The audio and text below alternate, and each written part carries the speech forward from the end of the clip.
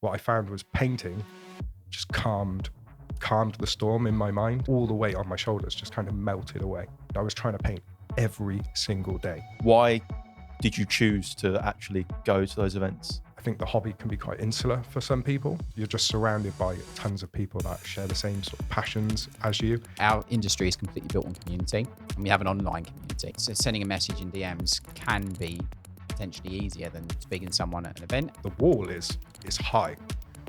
There's quite a lot of barriers to getting into the hobby. Hello everyone and welcome to Paint Perspective episode 112. Today we are joined by Blackheart Minis, aka Ollie. Welcome to the podcast. Great to be here, guys. Thank you for having me. Absolute pleasure on our part, purely because I think that, firstly, I've got to start off with a thank you, because I didn't properly do it at the event, and I was too busy getting 32,000 steps in over one day. A huge thank you for coming to IronSkull and for doing all the things that you did. If you didn't see it on the day, Ollie was doing amazing coverage of the event, and I just want to say a big thanks again publicly for that. I really, really meant a lot, and I think you've done an amazing job. And that was kind of like the reason why when we were talking about getting you on, I think one of the things that I'm very sort of passionate about is we've obviously, as a company, over the last 13 years, developed a platform, and I think it's important to give back. And I would be hypocritical to sit here when I got help in the early days from Dave and Matt at Mini Wargaming and not do the exact same thing for somebody else that's ultimately doing an amazing job in the community about positivity and all this stuff. And I really wanted you here. So that means so much, honestly. It was a pleasure just to be invited along to the event. I know I was doing your head in a bit. No, you weren't, honestly. Believe me. Is there a press pass application? No, you're good. You're good. IronSkull?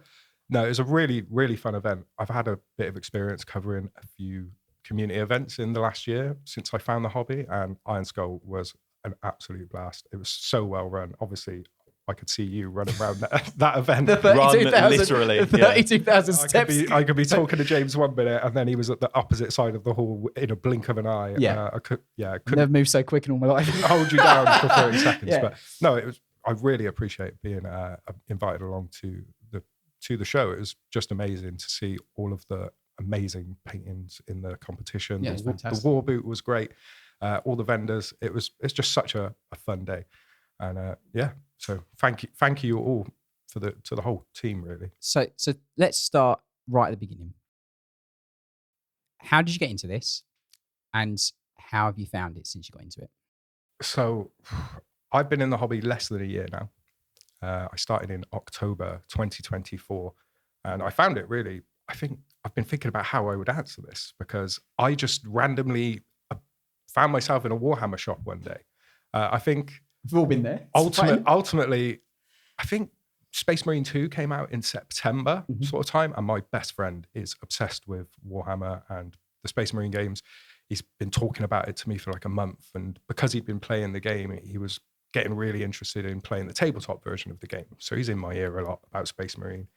And I was, at the time, October last year, I was having a very difficult time in my life. I've been through a lot of loss. I was grieving. I'd lost my dad recently and a few other very close family members. So my head was just shot. I'd started a new job not long before that. So there's a lot of life was happening. And my normal hobbies just weren't sort of giving me the release I needed. I was a bit of a gamer before, so I could spend hundreds of hours playing like a JRPG, but it just wasn't giving me that release. Or watching TV, they just weren't giving me that escape I needed from life. And like I say, I just ended up in Warhammer one day, and the lovely staff in there got me the Getting Started magazine and a bunch of the other paints and tool sets, which are probably, if you're planning to buy an army, probably not the best way to start. But as I say, I got the Getting Started magazine, an Infernus and paint set, and the paints and tools set. I took all that home in my bag, and I was like, oh, I'm really looking forward to doing this. But then I got the fear and was like, I have absolutely no idea how to paint. So I spent the next week, like 7 days, binging every tutorial. Oh, I know this feeling. Yeah. I've listened to all 111 episodes of the podcast at least once, probably 2 for some of the really good ones. I was just absorbing everything I could about the hobby. Spent every night, like eating and sleeping painting tutorials. I could shout out so many great content creators out there on YouTube that are just making some amazing content for people new to the hobby like me. I'd never picked up a brush before. Probably in art class back in my GCSEs, like 30 years ago, before I was kicked out of art class for being a little terror. So yeah, I'd never really held a brush before. So I was a bit afraid to try and paint one of these minis because I'm a bit of a perfectionist. I want things to look good. And obviously I'd seen the Duncan Rhodes video of like my first Space Marine, which I could just dipped in a pot of like enamel paint. So I was a bit afraid to paint. So after a week of just non-stop tutorials, literally eating it, like I would be going to bed watching painting tutorials on my iPad, and my missus would be like, "What is that you're doing?" I'm like, "Nothing, don't you worry. You'll know when I start painting. That's what you'll know." But yeah, after a week, I painted my first model. I think it was the 21st of October. That's good that you know the date as well. I started the hobby painting on the bottom of every base, like what number miniature it was. That's fantastic. And I started with dating them as well, but I quickly realized bases aren't that big. And like I was like magnetizing the bottom of bases as well. So I'd made my own makeshift, really useful box, and I was magnetizing my minis. So yeah, I write the numbers on the bottom of the base, and I've only just caught up with doing that. I think I'm on miniature 28 now. That's awesome. After that's really 10 good. months, 11 months. That's good. Give it time. You'll stop counting. Yeah, you'll stop counting. Yeah. I need to. I want to keep it up because I'd like to. No, look I back. do like that. It's That's a great, cool it's a idea. great Yeah. thing to do. Because yeah, I started the hobby maybe a week or so into it. I painted 5 minis, I think, and that's when I started my Instagram. And the reason I started the Instagram was simply because I wanted a place to scrapbook and just put my content so I didn't lose it in my infinite scroll of a phone gallery. Yeah, of course. Tell Yeah. me about it. So it was just, I'll create an Instagram account. I work in communications and marketing, so I'm not a stranger to social media. But I will say, because I work in it, social media is like the last thing I want to be doing in my personal life. So I haven't like managed my own personal social medias in, I don't know, the last decade, because that's where I work.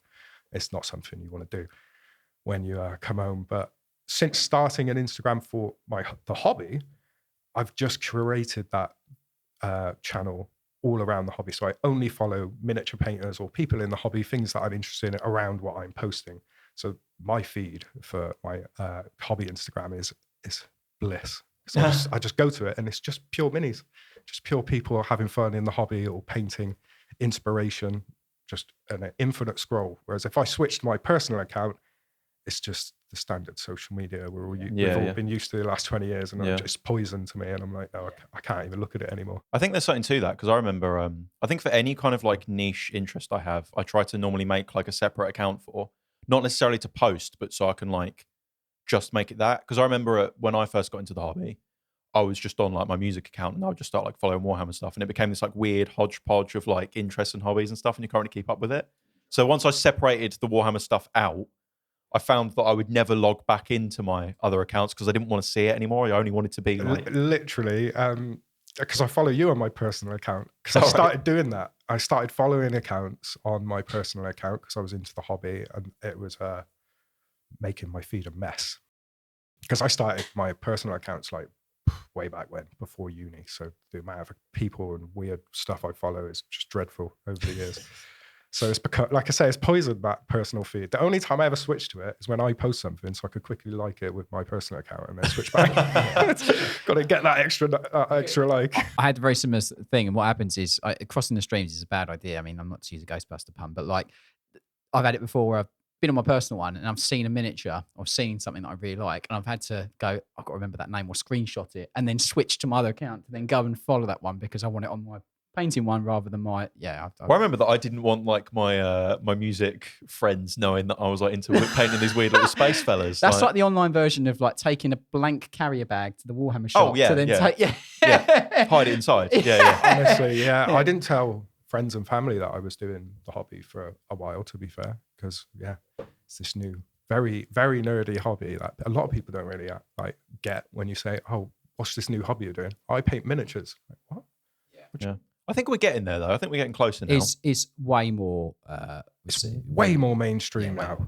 So much more. I mean, I'm so lucky to have come into the hobby when I did, because like I say, I was able to go to YouTube and search anything I wanted, and there's 100 videos on how to paint an ultramarine or whatever, because that was the first kits I saw.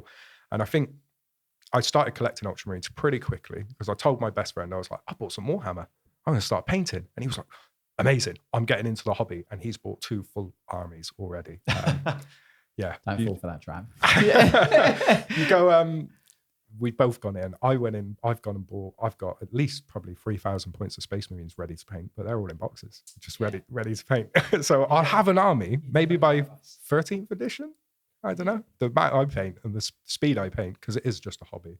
It's not full time. I don't see me having a full 40k army on the tabletop painted anytime soon. And I'm not one to build tons of models and just have them sat there waiting to paint, because I'm limited in space in my little 2 meter square hobby room, which I've just filled with boxes full of plastic. So, You're definitely I'll be one of painting us. trust me, I'm definitely like you, James, because my paint collection is something my friends wind me up about constantly, because I am surrounding myself with paint and plastic at the moment. Well, look, you're among good friends here, having lots of paint, a big paint collection, and I'll agree. A fair few boxes of unopened models is not a bad thing. So no, I've seen much worse. But yeah, it's been so much fun getting into the hobby, and I've made tons of friends thanks to starting a post on Instagram. Yeah, that's where this all really sort of snowballed. Starting off in Instagram, I literally was just posting like the odd picture of a finished Space Marine, talking about my journey, and then I started to discover other content creators that were posting about their journey, posting tutorials and doing interesting short form content. And there's not a huge amount of people doing it. So I thought, I'm going to do that. I've edited videos before and done a bit of content in my past profession. And I don't do so much of it anymore. I've raised through the ranks. I'm more of a manager these days. So I don't get to do a huge amount of content creation because we outsource a lot of it these days. So that was something I kind of slipped into quite easily with hobby content. Do you enjoy the creative of making the videos? Yeah, I just love editing. I love to just sit there and edit a video and spend hours cutting it together. Because obviously I synergize with that, and I found it a nice way to like blend kind of 2 hobbies in a way, you know? That's exactly what it is. And that's the thing with this hobby, right? It's not one hobby. No. It's an umbrella of hobbies. 100%. Yeah. And content has become part of that umbrella for me, I suppose. Because I really enjoy just putting together content, making stuff that I would find interesting, I guess. The stuff that I enjoy is what I try to create. Like, would I find this interesting or helpful? And if I don't, then I'm probably not going to bother making it. But some of my content has done very well. Others is, it's not about numbers for me though, really. Again, it was just a scrapbook. The content creation side, again, is just another hobby for me, but I really enjoy it. And seeing big numbers on some stuff you do is fun and all, but it's not the be all end all, because it's not paying the bills, and I don't think it ever will.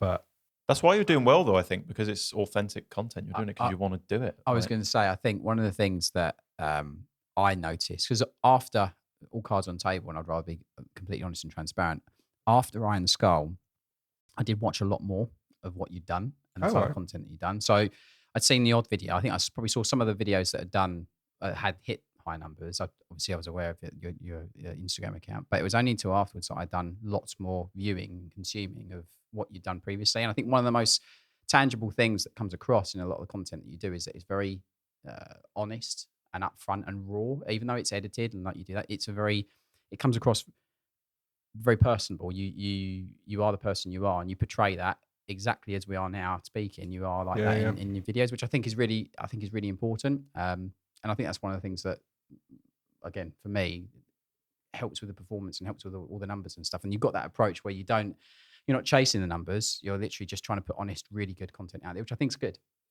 If you're listening to this podcast, then there's no doubt that you're looking to improve your miniature painting skills.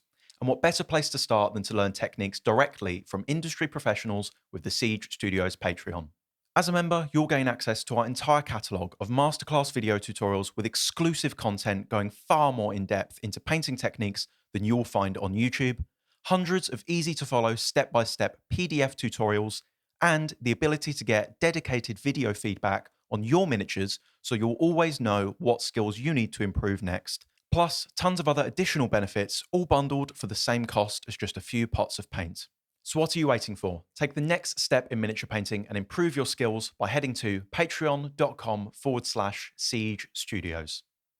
So finding the hobby for me from such a dark place, it's kind of why I called myself Black Art Minis, because when I started the hobby, I was depressed. I was in a dark place. But what I found was painting just calmed the storm in my mind. Like, I suffer with anxiety, depression, social anxiety, lots of neurodiversities, and painting, when I actually got stuck in the world and all the weight on my shoulders just kind of melted away, and I was able to zone in on this little project. And at the end of it, it wasn't a masterpiece by any means. We can have a look at my first mini in a sec if you like, but it was so cathartic just seeing this mini finished, and like hours that I'd lost from when I started to when I was finished, and just the pure like relief that it took everything away, and the world was just me and this miniature for a few hours, and I couldn't say any other outlet I had at the time was doing that for me. So it just sucked me in, and because I found it so helpful, like Black Art Minis, it's about turning my black art, adding some color to it with the paint and all that, kind of fit. So it's like you've done marketing. No, it's a great name. But like I say, I just kind of fell in love with the hobby really quickly, just because of the way it made me feel painting and stuff like that. And then starting Instagram and stuff like that, the added release of people started to really like my stuff and like give me loads of support. I'd be getting DMs from strangers from all over the world, just congratulating me on starting the hobby, or asking me how I painted something, or giving me advice like, you should try this, try these products.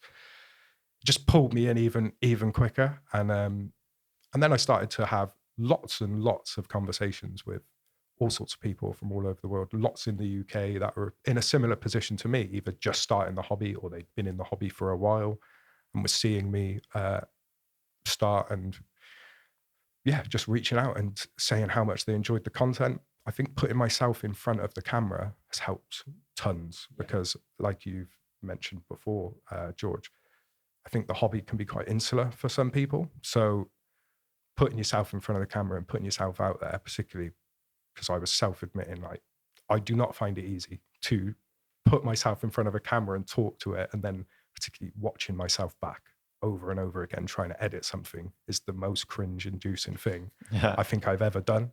And having to do that constantly when you're doing a bit of content, because obviously you want it to be good. I could just put everything out raw, but I'd be so incoherent, I think. Because mostly it's like when you're looking down the lens of that camera, it's something about it. It's just a bit off-putting. Some people are just fully natural. I don't think that's true. I think that when you look at people that are natural, I think it's just experience. I think everyone starts out like when we first started this podcast, I hated the sound of my own voice, watching myself back, but it's just like repetition. You're just like, eventually it just slowly simmers down until it doesn't really bother you. But I don't think anyone's I'm sure there's some people, but very, very few people, I think, that are comfortable on camera. I think very, very few of those started that way. I think it's purely the same as painting. Confidence is just experience. If you're inexperienced in doing it, or if you've not done it before, it's going to feel weird. It's going to feel odd. You're not going to be happy with it. It's not going to come out how you want it to. It's the same as painting. If you paint a model or using a color or whatever used before, it's going to be weird, strange, odd, different, because you've not done it before. And it's the same with like being on camera. Like all cards, I've always you just ignore it in the end. You just pretend like they're not there. Yeah, I think that's the thing. It's more just my internal anxiety before I start a project or get in front of a camera. It's just that, those nerves. But once you get going, it all seems to flow a bit better.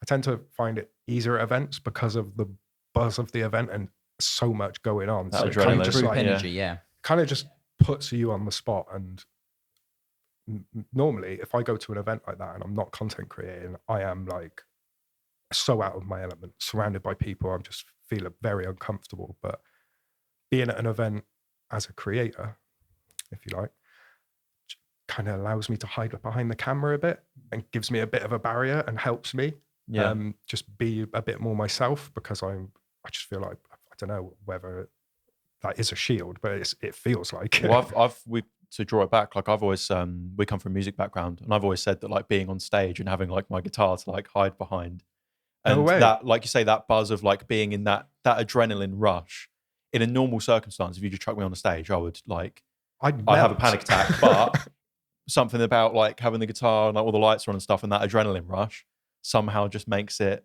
work. Like, I'll admit this now. Like, so I spent like a good 9-10 years in bands, touring on stages, playing all over, like all different size crowds, different types of events, gigs, festivals, all that kind of stuff. I had a 12-year gap from getting off the stage. Me getting on the IronSkull stage was the first time I've been on a proper stage in probably about 12, 13 years. And I was bricking it, dude. Like, I'm not even kidding you. Like, I kept purposely walking backwards and forwards just to not be standing there going, I'm going to go. Literally, like, that's what I walked backwards and forwards in the award ceremony, because I was like, I've got to do some kind of movement, because otherwise I'm just going to I'm going to show out. And but that's all it is. I get that totally. Like, you know, and the wording it as a shield and stuff, that I totally get that 100%. Like, you know, but I think the energy and the vibe when you're at an event, like when you've got all these people that you've got this commonality of like interest and like all this kind of stuff, I think that also helps as well, because it's like it almost gives you a surrounding comfort zone, which is quite good, because you know that these people are going to be enjoying and being part of the same thing that you enjoy and love as well, which I think really can be really helpful. That's what I found going to events, really. My first event in the hobby was ChillCon. And then I went to Salute, and then Games Expo, and then IronSkull. So that's the 4 events I've been to, but they've been incredible, because like you say, it's just, you're just surrounded by tons of people that share the same sort of passions as you. You can have so many amazing conversations about what people are working on, and just vibing with people with the same sort of love for this hobby as all of us, really. And it's amazing. There's so many talented people out there. Getting to see all the painting competitions at these events is one of the best things for me, because all I'm seeing really in the hobby world is what I see in a shelf in a store that I might visit, or YouTube and the professional painters and on Instagram and stuff like that. And that can be tough for someone new who doesn't consider themselves very good at painting, because the wall is high.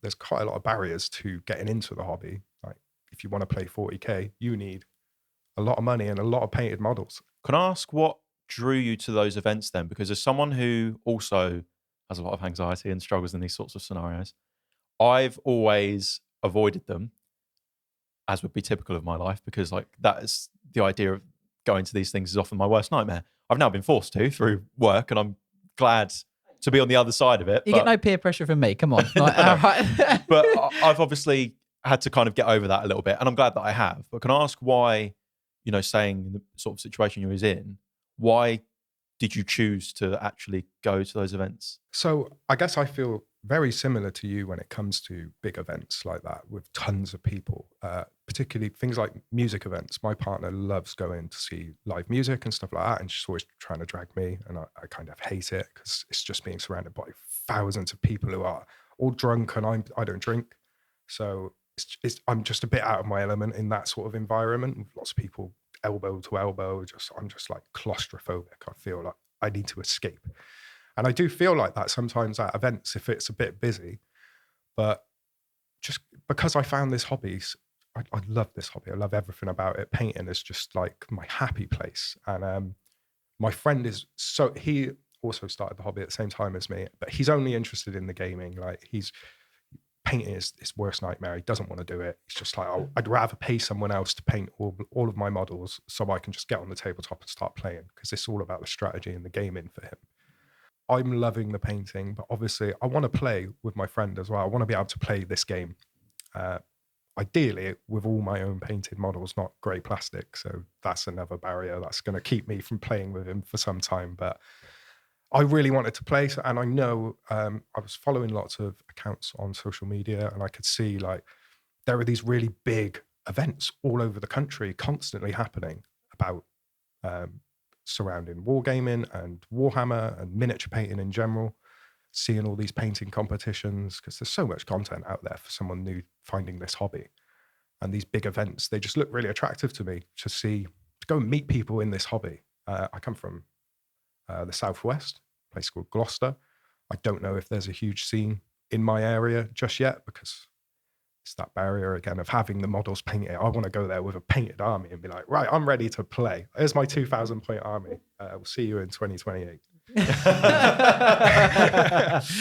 But I really want to play. So I saw all these events, and I could see there was like 3 or 4 events coming up that looked really fun. Big events. The first one was ChillCon. I just attended as a guest. I went as just a general punter, and I got out of my car, and I was going there with all intention of like being a content creator for the day. And was meeting up with a few other hobbyists and content creators I knew that were attending.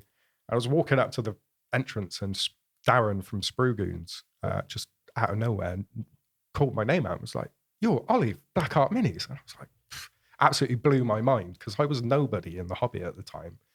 And he'd noticed me from my content, which was just amazing. This is a guy who runs a podcast like you dudes.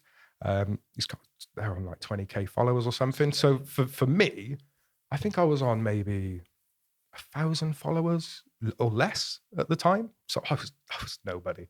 And he's recognized me, and we hung out for the day because his counterpart, Dickie, wasn't able to attend ChillCon, unfortunately. He's got me in as a creator. I've got in early, got the backstage pass sort of thing. I got to go in and see everything before the crowds come in. It was absolute bliss. I was like, oh, this is brilliant. This is the sort of event I want to come to. There's no one here. 30 minutes later, the crowds rolled in. But it wasn't ChillCon is a really fun event, actually. If anyone can go, I definitely encourage you to go, because it's a very intimate event, similar to IronSkull in a way. It's just in a hall of a college, I think, up in Sheffield. It's been going a long time. I know. Been going some time. Spud runs it. He's a really cool dude. The whole team they're all volunteers, I think, mostly, and they put on a really good show. It's just really fun.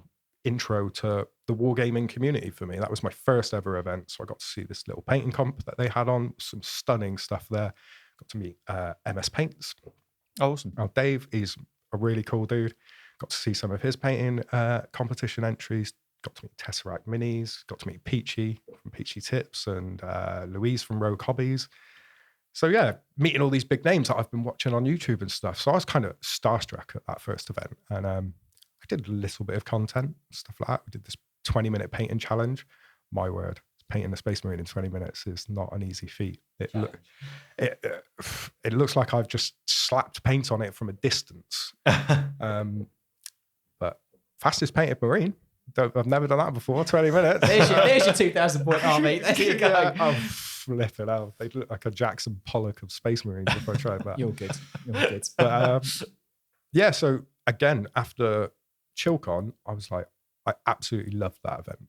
And meeting all these new people, meeting new faces, and getting recognized by people, it just kind of blew my mind. So I started researching all these other events that I could go to, and I booked every single one. And I bought tickets for a few, but I was reaching out to all these events. Because as a content creator, if you like, you can attend these events with a press pass, is what they call it. So going as a creator is really, I'm just going with a press pass. And I knew all about that because I've worked in journalism before. It's what I studied for my degree back at uni. So I thought, oh yeah, why not try my hand at saying I'm part of the press and I'll go and cover these events. That'd be really fun. I'd really enjoy that. And fortunately enough, I got accepted with press passes to Salute and Games Expo. And then I was in your DMs constantly, James, like, where's the press pass? Is there a press application? Can I come to IronSkull? I was like, I'll buy a ticket, but like, I really want to come as a creator. And yeah, thank God you let me, because 100% all the stuff I did at IronSkull blew up. Mostly likely because you guys collabed on it. No, Thank but you dude, so much. I think it's a testament to the work you've done, though, to be fair, mate. Like, and I mean that sincerely. Like, I think it's really important. I think one of the things that what you've done with covering those events, especially with the background that you've explained, and obviously the personal feelings and emotions that are behind that as well, I think it helps lower the barrier for other people as well. And I think that's really important. It's really interesting. Like, our industry is completely built on community, and we have an online community. Like, you know, so sending a message in DMs can be potentially easier than speaking to someone at an event, and I get that totally. However, because of the way that our games are played and because of the interactions that are involved with the games and all the different things that come with that, I think that the personal side of it is as important as that. And I think it's almost like with what you're doing, especially with the background and experiences that you've had and the things you've mentioned already, I think it hugely helps for other people that maybe have the same fears and trepidations to see that it is something that there is a silver lining to going through the more adverse part of potentially going. And I get that totally, but I think that our industry is all about community and you're just helping lower the barrier for people, which I think is good. Honestly, and the community side of the hobby is incredible. Like you say, there is an online side of it. We're all, like, a lot of us are on Instagram or YouTube. There's content creators with Discords. There's so many ways you can enter the community and get involved with different parts of the community. But the community in general is so positive. It's such a great place to be as a painter, as a gamer, because everyone's just out there raising each other up, just wanting to see other people do well in this thing people that they love. Yeah. Absolutely. What if I told you you can easily take the basing on your miniatures to the next level? Well, now you can with the new basing range from Siege Scenics. Siege Scenics is dedicated to helping you create immersive and realistic environments for your miniatures that feel both alive and dynamic, whether you're setting the stage for your tabletop battle or telling a rich, unfolding story on a competition display. From the lush hues of summer grass to cold alien landscapes, Siege Scenics has you covered with expertly crafted and innovative products that capture the ever-changing beauty of nature and let you bring it straight to your miniatures. To see the full range and upgrade your bases, head to siegescenics.co.uk or check with your local retailer. And I've made some really, really close friends thanks to the hobby. Let's talk about that, because you shared, you done I can't remember if it was you or Torhammer, but there was a video after UKGE. So as a bit of a prerequisite for the listeners, we kind of met you and your friend group at some of these events. It was actually, funny enough, at UK Games Expo last year, we also bumped into Darren. We were chatting to him. So I guess that was before you kind of came on board. But we've seen this kind of friendship group like evolve and stuff through socials. How did that happen? So it kind of happened. It's all my mate Garth 40K's fault, to be fair. A bunch of us were all chatting independently. We were all having like DM conversations. I had a lot of like very personal relationships with quite a few people who were in a similar position, new creators or new to the hobby or just started their Instagrams in the last year or so. And we're all chatting independently, all having independent chats. Constantly, my chat was going crazy. And then it wasn't until Rob, Garth 40K, decided to create a group chat with us all in. He just created it. It was called the Bright Warm Grey Appreciation Society, our group chat. And that is because of Torhammer, Toby, that you mentioned. He's a very good close friend. Me and him are like BFFs now. We started chatting quite a few months ago, and we just got really tight. And Torhammer's got a bit of an ongoing joke at the moment. He's on his Mechanicum project for the Heresy, and he's painting a lot of robots. And his main color for the scheme is bright warm grey. So he has a bit of a relationship with this paint, and so it's a bit of a running inside joke with all of us friends. And this group chat started, and we're all as thick as thieves now. And since we started the group chat, we're all just raising each other up, pushing each other to create more content, and just bigging each other up and giving each other that support.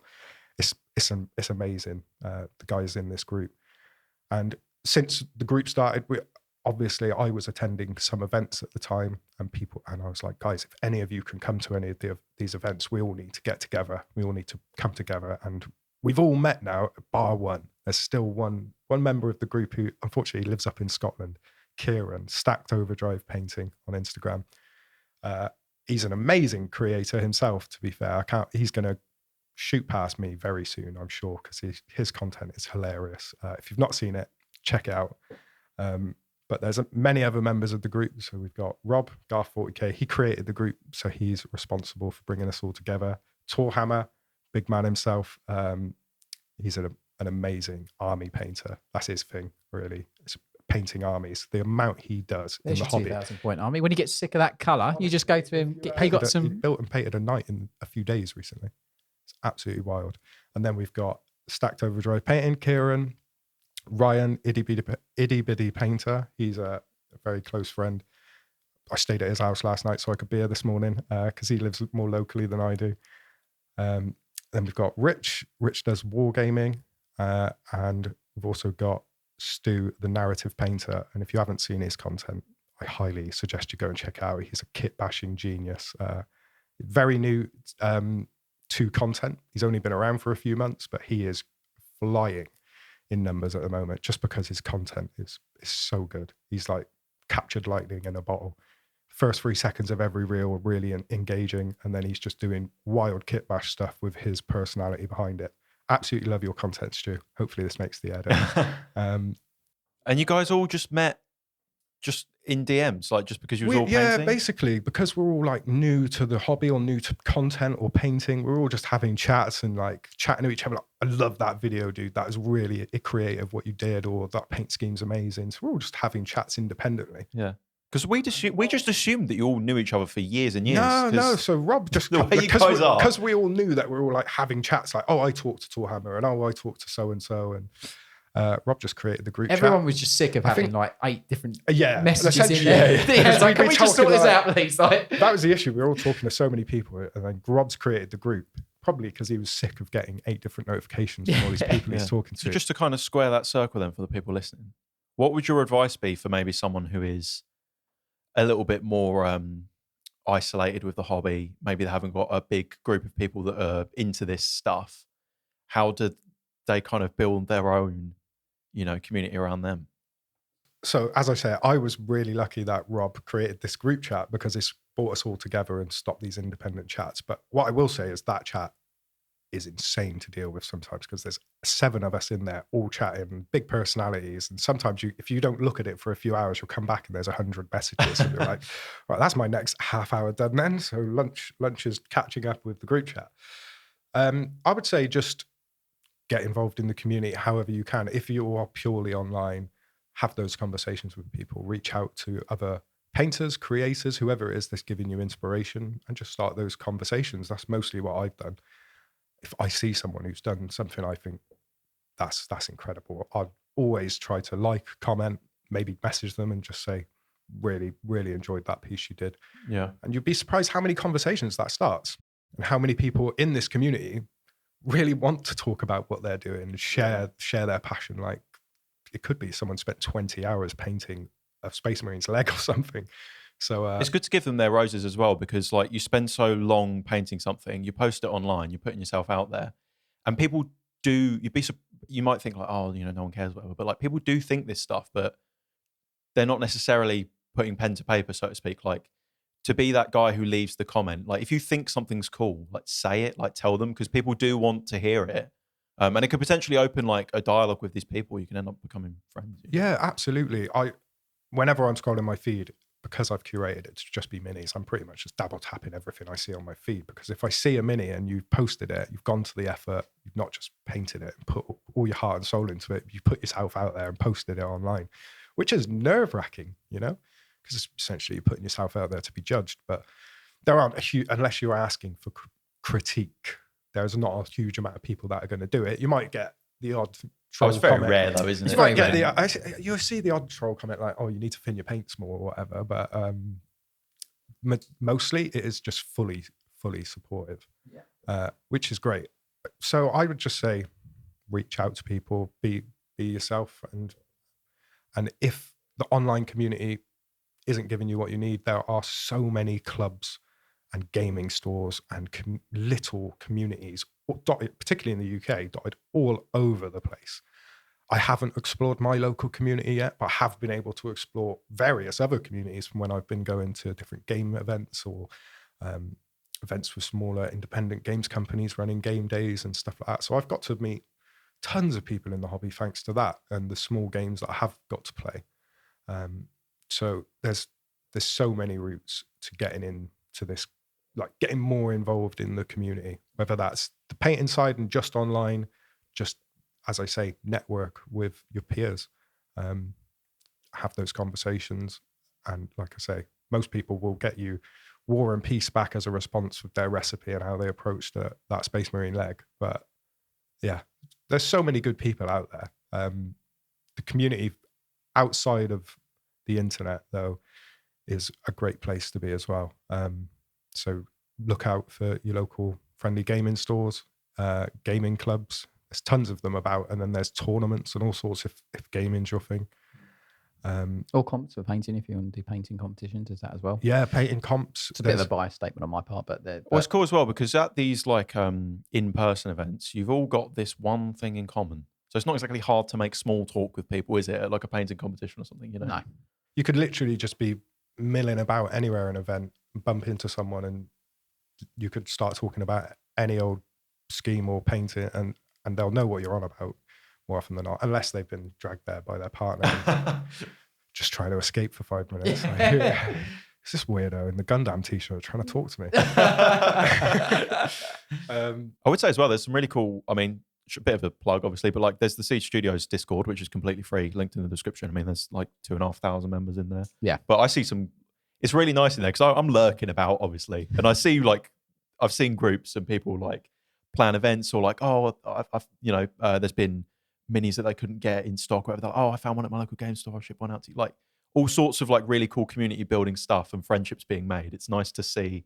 That is a great shout. Discord. I don't use Discord a huge amount myself. I am on a number of Discords, but it's just another thing to scroll through. Yeah, of course. Yeah. To It's like I its own can't social media. imagine what managing a Discord's like, because those things are like literally, they go mad. But there's tons of content creators out there with their own Discords and little micro communities themselves. So if there's like someone that you really resonate with, whether it's you guys, because I'm in your Discord as well. Not that I'm checking it too often. I'm definitely not lurking as much as you, George. But yeah, if there's someone you resonate with, join their community, get involved, because there'll be other people that are there just like you for that very reason. And yeah, you'll get on with people. Mostly just post your whips or what it is you're doing in the community, and people will get back to you. They will find commonality. Yeah, absolutely. Yeah. As miniature painters, we all know how important it is to have good quality tools, brushes, and paints. But if you want to improve your miniatures, none of those items matter if you can't properly see what it is you're painting in the first place. That's why one of the most important upgrades I've ever made to my miniature painting setup was my Onyx painting lamp from Native Lighting. Its incredibly bright 2200 lumen, dimmable LEDs cast soft and diffused light on my workspace. Plus, its highly adjustable articulating arm allows me to finally sit in the perfect painting position for hours on end without any aches or strain. And its daylight colour balance temperature of 6500K gives you the confidence that the colours you're painting on your miniatures are true to life and your miniatures will pop on the tabletop. To upgrade your setup to the professional grade equipment that we rely on here at the studio, head to siegestudios.co.uk/shop or check the link in this episode's description. I think especially if you're trying to give back as much as you're trying to take, especially. So if you're someone who is actively replying to other people and like engaging with them, and you're not just like posting, like trying to get advice and stuff. Do you know what I mean? Like it's that back and forth. And I think as soon as you've popped up on people's feeds a couple of times, like, you know, you start to see the same names over again and you start to recognize who people are. And then that's kind of where it spreads out from, I think. Yeah. Yeah. It's wild how many people have recognized me now or reached out to say thanks for the content I'm creating, which is wild because I don't think of like what I'm doing as helping anyone. I'm just kind of creating content that I would enjoy, showing off what I'm doing in the hobby, like just trying to document my journey, I guess, for other people. But people seem to love it. Of course they do. Yeah. I've had someone reach out and ask to send me a miniature. I don't know if you can see it on screen, but it's just behind my left shoulder, I think. Yeah. Yeah.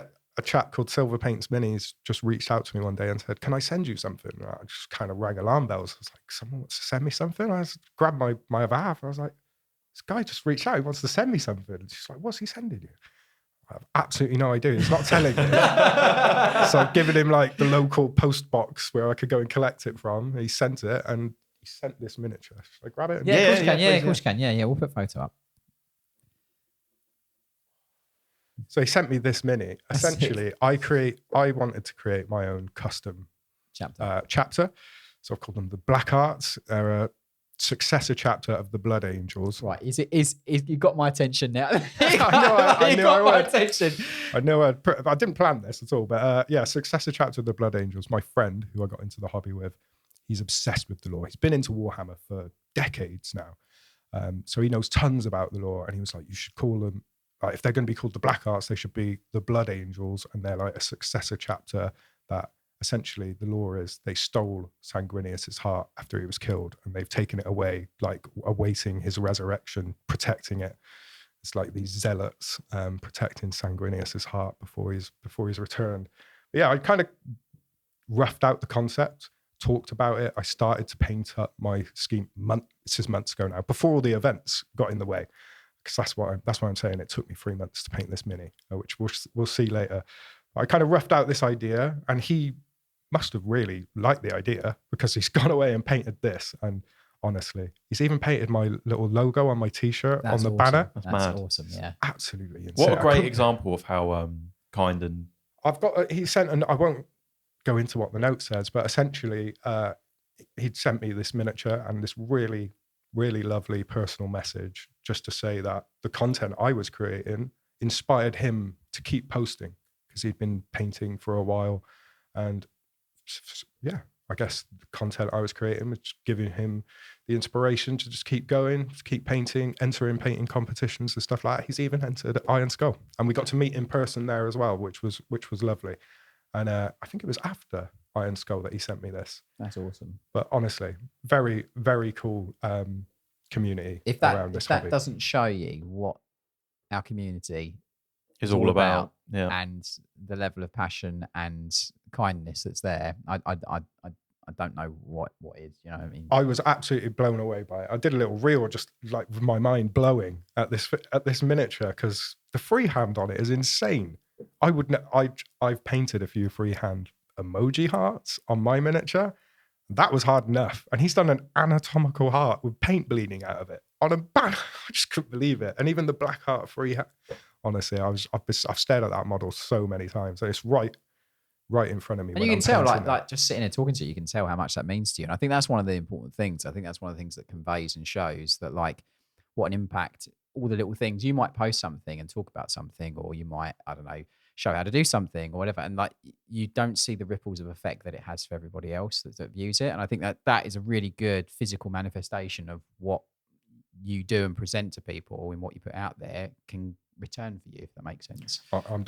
It's going to have pride of place in my collection for a long time. I think I need to get one of those little wicked bricks for it. Yeah, you guys promote all the time. Just keep it perfect so it doesn't get, because otherwise it's going to be a dust collector. Just keep cleaning it off. Yeah. But a cherished dust collector. It's a cherished dust collector. Absolutely. Next to all my Gundam dust collectors.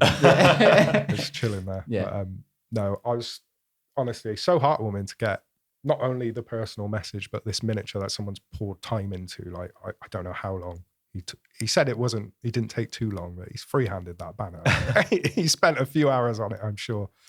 I think in part it kind of speaks to how a lot of people, I'd argue probably the majority of people in this hobby, are kind of in a similar mindset. I mean, what you touched on earlier, going through difficult times and stuff. I think this hobby is like that for a lot of people, you know, and everyone's kind of, even if they're not outwardly talking about it necessarily. I mean, we try to promote a little bit like awareness around mental health and stuff on this podcast. And we've spoken about our own experiences on past episodes and whatnot. But I think there's so many people who use it as a vessel for similar reasons, or have gone through hard experiences in the past and stuff. And I think that this is such a great, because it's all fantasy and stuff and it's so deep, I think it's such a great avenue of escapism for so many people.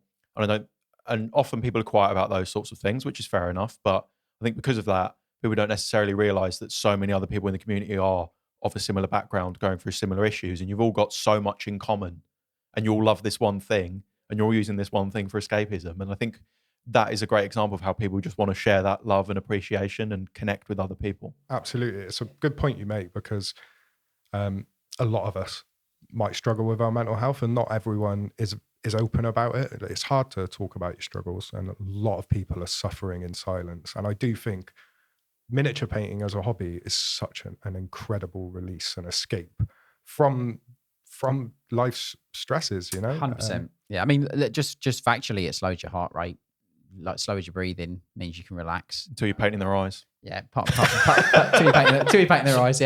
Yeah. But it it does have an amazing relaxing effect on you. And I think that's one of the things that maybe isn't spoken about as much. Like, yes, it's escapism and you focus on the thing that you're painting, all that, but you don't inherently think about all the things that biologically and physically it's doing for you while you're doing it. Does that make sense? I think, that focus of mind on the single goal of finishing the model or doing the thing that you're doing, combined with the slow heart rate, slower breathing, I think all of that, just having a mental space to escape, Yeah. Plus, it's like a thing that I don't think a lot of people factor into it. It's time away from screens. Yeah. Because we live in a world these days, like we've been raised on screen. A lot of people have been raised on screens. But I'm 86 like you. So I was raised, I grew up before screens, I guess. But we're like in everyone's hands 24/7. But it's not like just sticking on a podcast or some music, whatever, a bit of lore, and just getting stuck into some painting. It's time away from the screen. Diving into something that you love and seeing it come together as well. It's so much fun, and I recommend it to anyone. I keep trying to get my partner to try some painting because she could do with the stress levels being reduced now. They don't have to be painting like Space Marines. You can paint whatever. You could paint stones and paint smiley faces on stones from the garden for all you care. What I mean? I've got tons of minis that she could paint. She's like, I'm only. That's painting, how you get your army done. There you go. I'm only painting. Unfortunately, I don't think the Space Marines are like her cup of tea. She wanted fairies, so it's hard to find fairy-looking minis in Warhammer and 40k. Yeah, that is a tough what I one. found. Moonstone has a fairy race. Oh yeah, and that's a very cool war game. It's all inspired by the Labyrinth and Dark Crystal movies. So I've heard about it. The minis look amazing. I love it. One of them is based on Ludo, a character from those films. George is looking at me now. I know. Don't get us started on Georgian films. But I mean, Labyrinth came out way before you were born, I expect. It's, 1980s. It did. Yeah. So let's talk a bit more about painting, because I want to talk about your painting, because I've watched your painting grow from when you started to where you are now, and I've got to say, like, it's impressive. I mean, Paul here, his painting's amazing. Like crazy rapid growth. For like, how long's Paul been painting? Paul was off and on, but he's gotten back into it like good and proper in the last like year or two. Yeah. I mean, I saw his stuff at IronSkull and it's phenomenal. And the speed that guy's painting, he's turning around. He's so humble about it. Like, if you were to rate him on the siege scale of like silver, gold, platinum, like, where is he at the moment? Well, do you know what? Paul's very, very experimental with Paul's got his own style as well. He's very experimental with it, like, which I think is great. Like, I always say this about his painting. It's like, he's got no fear, which I think is, I always talk about fear, or the acronym false expectations appearing real. Like his approach, and just like does not care. It's about the experience and what comes as a result of it. Like, and I think that's one of the most truly. Or you could bottle that and sell it. It's one of the most truly beautiful things about his approach to miniature painting, is that there is that zero fear, and the fact that he can go, right, okay, well, I'm going to paint something a bit more experimental, or a bit more painterly. There's always an experiment in something, I've noticed with Paul. Whenever he does something, he'll be like, oh, I wanted to try out this new thing. There's always something. It's about the lesson of what that piece or that part, that miniature teaches him. And I think that's the really important thing to take away from it. Like at the moment, I know he's painting a Space Wolf at the model at the moment. So he's painting, and he's painting in very much a box art style, which is phenomenal. Obviously, the thing that we love, and it's the bread and butter here at Siege. But at the same time, he can do that, and then he can randomly go, do you know what? Like, I'm going to try non-metallic metal. I'm just going to put some color here, do this. And there's just zero fear, which I think is, as I said, like George said, if you could bottle that and just give that to as many painters that have got fear. We'd be drinking it like painters drink cans of Monster, because that seems to be the hobby drink at the moment. Is that the drink at the minute, like is it? The silver Monster? It's not for me. Know. The white Monster, I want to say. Again, it's not my drink, but other beverages are available. If you could bottle that sort of no fear about painting, we'd all be drinking it, because there's so many techniques to painting. And when you start, thin your paints, too thin coats. Those are the catchphrases you hear a lot, and just getting that consistency down, it is tough for a new painter, because you're going on either too thick, or you're thinning it too much, or you're overworking the paint, and you don't realize you need to clean your brush constantly. Otherwise, there's dry paint in the bristles that you're painting on. And you're like, why is there texture on my model? Yeah. Why does it look like this? But it's because you're painting with a dirty brush, mate. Yeah. There's so many things to learn. So that no fear, just being able to dive in and try something new. That's hard for all of us, because you just spent 40 quid on 5 models, and now I've ruined one. What am I supposed to do? I always like the term ruined because, like, obviously you can strip models, etc. But like, you don't necessarily need to think of it as ruined because it within that, even the ruined miniature still teaches a lesson to convey on to the next piece, which I think is important. Particularly early on, that's something I was doing. I was like, right, just get this painted and move on to the next. And every single brushstroke, that's like reps at the gym or whatever. It's all muscle memory. Of course it is. I try to liken painting to video games for my mate because he just can't get the knack for it. He's really struggling. And I'm like, it's just like when you remember when we went from PS1 controllers to analog sticks, and we all struggled with that. We all had to learn this new skill with our thumbs, and it's all muscle memory. It just takes time, and that's the same thing with painting. I found, at least, the more brush strokes you can get down, the more repetition you can do, the quicker that brush control is going to improve. Yeah. When I started, I was trying to paint every single day, even if it was just for 20 minutes, an hour, as long as I could, every single day. And that repetition, it helped a lot. I also think, thank you for the compliment saying my painting's improved quickly. I'm not lying. I think ultimately ultimately it's because I've gotten a little obsessed with the hobby. That's good. We all do. I watch every tutorial I can. I'm watching all the content I can, listening to podcasts, people talking about painting, just literally making it my life as much as I can. So I'm picking up stuff as I go. A couple of members of my family were painters, like my granddad and my great granddad. They were both artists and painters, and both surgeons, in fact. So maybe I've got steady hands, and maybe it's just in the genes. Some people will say that, how are you painting so good so quick? And maybe I'm just natural at it, I suppose. But I also have put a lot of time into studying painting since I started. Yeah, I don't like the whole like, oh, you're just talented or you're just naturally good at that. I don't like that because I feel like it discredits all of the hard work. I just don't think it's the case, because painting is a skill. Yeah. And anyone can learn. Just like drawing. Dude, no one's born holding a paintbrush, knowing how to paint miniatures. Always wanted to be like an artist, or I'd love to be able to draw and stuff like that. I bought a tablet with an Apple pen because I was like, I'm going to get Procreate and I'm going to be the next big digital artist. I've never really used it. It wasn't something I found easy to get into. But the painting, it might be because it's a physical medium and it's not so digital. Again, it's off the screen. Maybe that's why I've like really focused in and fallen in love with it. I think another thing, my dad was into scale modeling. I lost my dad a few years ago. So I feel like, I think he would have loved Warhammer 40k and the universe. He was big into Dune and sci-fi and all that sort of stuff. So he'd have loved it if he'd have known about it. But I just think being from the scale model community and model railways were his sort of thing. We got an attic full of them that he never really used. Maybe when we were kids, but I've not got many memories of it. So yeah, miniature painting and the whole lore around it, it's so much fun.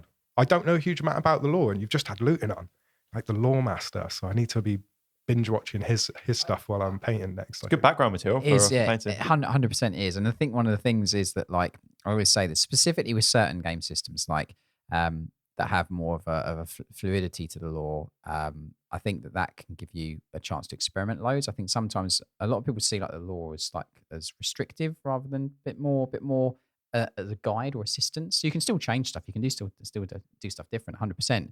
Like, but it just gives you, again, it's that anti-fear. If I'm painting Raven Guard, a quick search of Raven Guard and find out what their iconography is like, or like their background, or what world do they come from, or what are they like as people, or all this kind of stuff, or is there a certain character that I want to create my model of, or whatever. I think it just gives you a little bit of a framework to then make decisions that decisions are made for you, but you can then kind of like tweak them as you go. And I think that's one of the things that I would, if you don't listen to it a lot, if you don't know a lot about it, I'm not saying you've got to become another version of Luton and know everything, but like just knowing a little bit gives you a bit of I don't want to say safety net, I want to say a bit of a framework, as I mentioned earlier, that to make informed choices over what you're trying to create.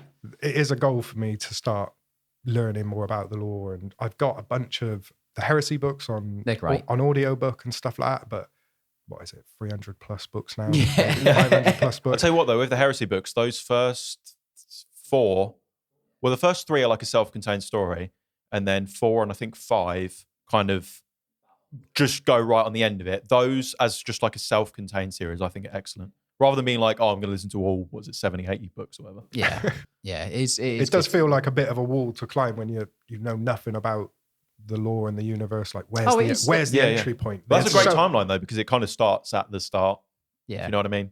Yeah, and they're chronological, those books as well, so they just flow into each other. Yeah, it does help. It just gives you like, it's silly things like just when you know, like you can make decisions. It's almost like muscle memory. That's the best way for me to explain a lore and narrative. It's a bit like muscle memory. It kind of gives you a go-to. Oh, well, it's this, and then if you want to, you can go, well, actually, this chapter have got this type of that. Does that make sense? And you steer it away. Was it they say if you learn the rules, you know how to break them, kind of thing as well? Yeah. It just gives you a nice environment to work with, and I think that's one of the things. And it doesn't mean you can't go outside of it. Of course you can. Like, you can do Aztec themed Space Marines. No one's going to say, oh, you can't do that. You know, like, you can do all kinds of crazy stuff. James, should we do the new thing that we're starting off with guests? Yes, I think so. Yeah. So you watch the looting episodes, or maybe a little bit of it. What we're trying to do is, when guests come on, is we essentially ask them what some of their favorite paints are, maybe a couple, 1, 2, 3, whatever. Purely because there might be a paint that you use commonplace every single day that potentially someone hasn't used, and your experience with it or the reasons why you use it might tick a box for them. Me and George can sit here and talk about paint till the end of time, but it's always good to have different experiences on materials and stuff. So I really wanted to kind of ask you, like, what are some of your favorites, or ones that you use often, or ones you really like? Yeah, cool. So as a new painter, the most experience I have with paint currently is with Citadel. Obviously, first stepped into a Warhammer store, and then I started buying Citadel paints and using the Citadel color app. I thought, that's the paint I need. I didn't really know there were other paint brands until I really explored the hobby and did lots of deep dives. I'm like, oh, there's like 8 different paint brands I've never heard of. Great. Obviously, I started painting ultramarines. So one of my favorites is probably Mercrag Blue. It's good paint. With the little experience I do know, I do have it. Yeah, it's a good paint. I love the color of the ultramarine scheme. So that's one I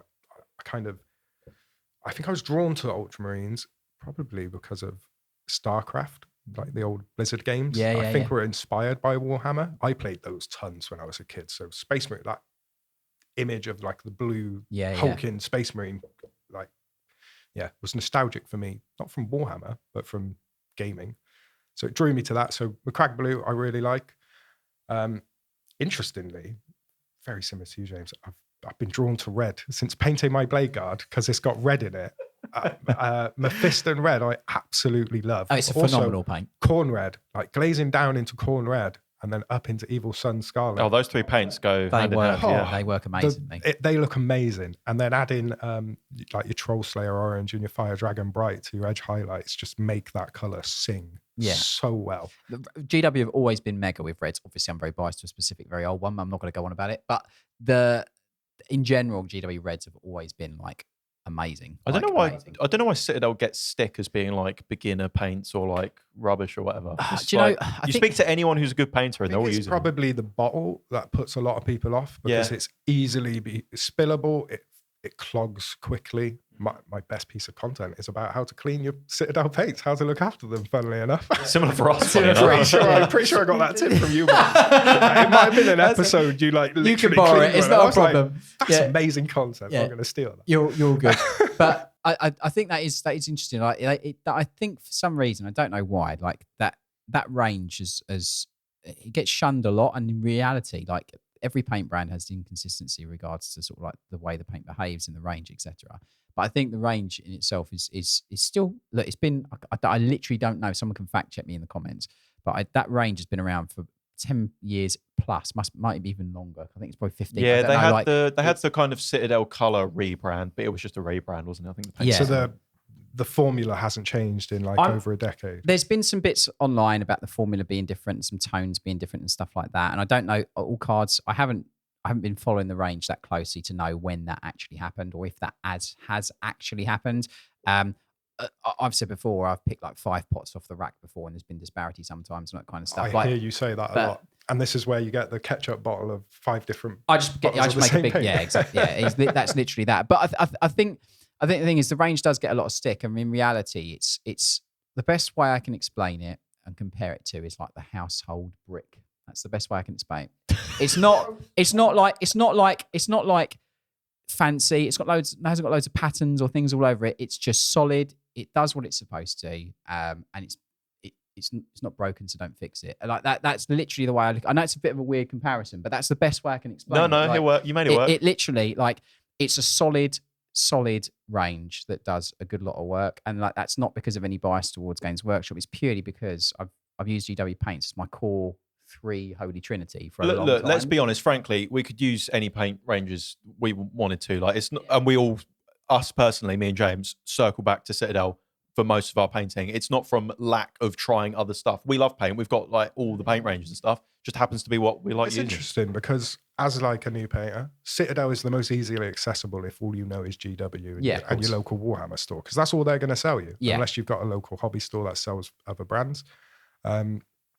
One thing as a new painter I don't understand, particularly when I've had limited experience using other brands, is Citadel's base and layer system. Why aren't they all just like paint and then a wash and contrast? I understand I the purpose of those. I do agree with that. Yeah. So for me, as a new painter, Citadel is great paint.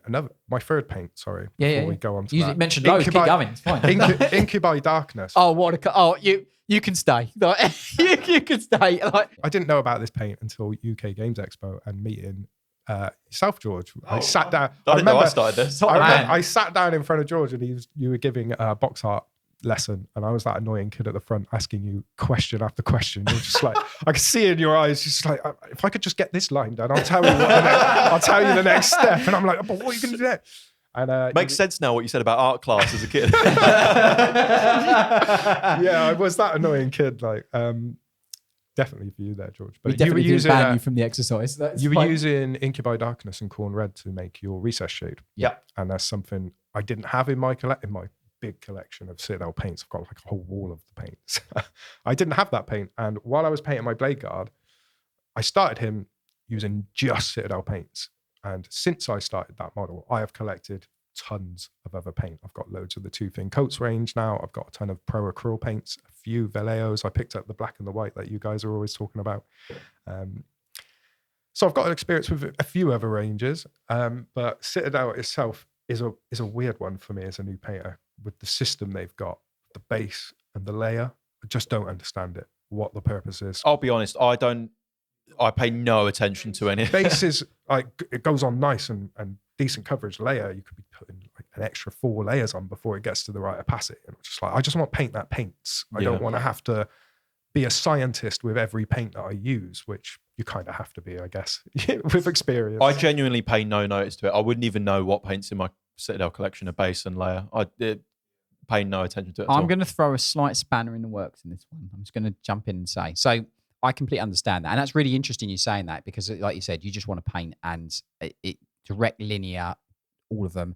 The paint ranges, because of the chemical makeup, they will never all behave exactly the same. There will be disparities. And I think I think with the base range, it's a higher pigmentation essentially. So like if you think of like some of them you mentioned, so for example, your Macragge Blue, your Mephiston Red that we all love, they'd have a much higher concentration of the resin pigment in them, which gives a broader dilution scope. So when you add moisture to it, there's a much greater span of what you can actually do with it at all.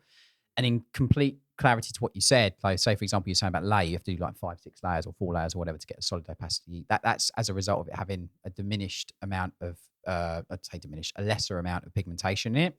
So I completely agree with you. Like those 2 ranges, they kind of like are different tools within the toolkit, so to speak.